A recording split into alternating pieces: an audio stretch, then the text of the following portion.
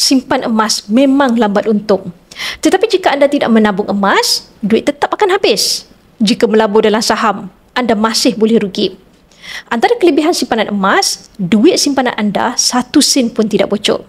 Selepas pengumuman dividen ASB dan tabung haji, ramai yang sudah berkira-kira untuk keluarkan dividen. Walaupun simpanan asal anda tidak bocor dan kekal nombornya, tetapi nilai duit anda semakin rendah akibat kejatuhan nilai ringgit. Berbeza dengan emas.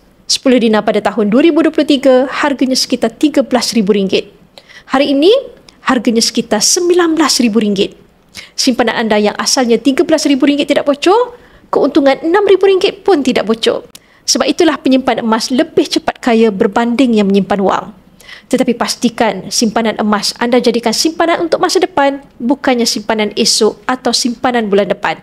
Bagi yang berminat untuk kukuhkan kewangan dengan simpanan emas fizikal, anda boleh rujuk pin video saya untuk 5 langkah daftar akaun Public Gold dan saya akan bimbing anda dalam cara dan langkah-langkah simpanan emas yang terbaik untuk anda.